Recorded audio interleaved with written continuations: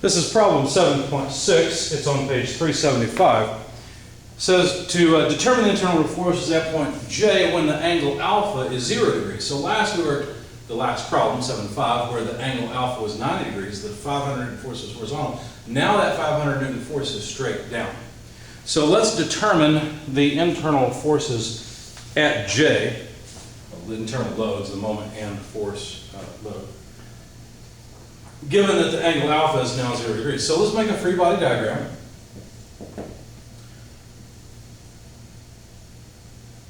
Like that, with force E here, AY, AX, and now the 500 Newton load is straight down.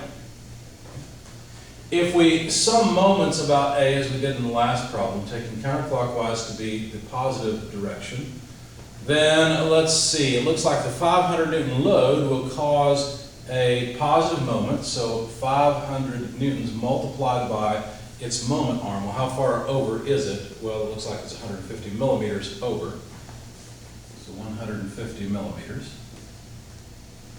And then the reaction at E has a moment arm of 400 millimeters and causes a negative moment. So minus E times 400 millimeters, and that's it. There are no other forces that cause moments about A. So there we go.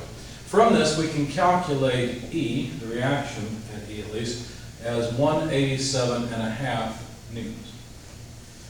So there's the reaction at the wall. If we sum forces in the horizontal direction, then E and AX just have to counter one another. There are no other horizontal forces. So summing forces in the horizontal direction just tells us that AX is equal to 187.5 newtons. And to the right, let's make a note of that, 187.5, and E is 187.5.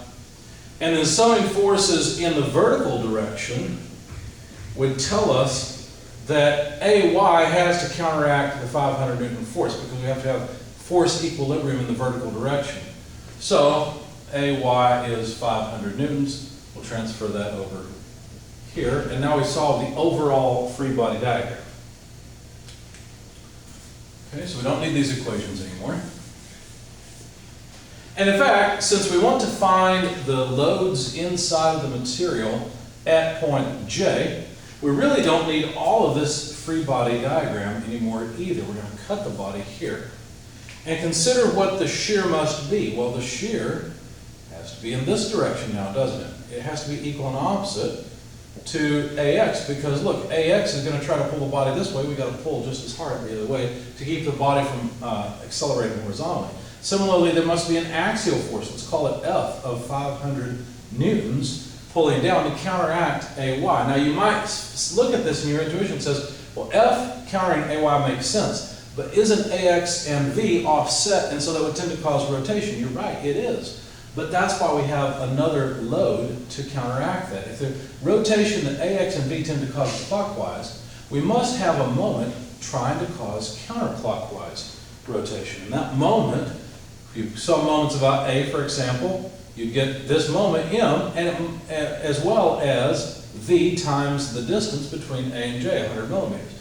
And that sum must be 0. Whatever moment is applied at J and the moment of this force V about A must cancel. And so this must be equal to V times 100 millimeters, which is, V is 187.5 newtons times 100 millimeters.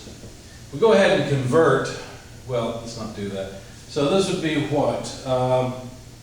18,750 Newton millimeters. Move the decimal place over 3.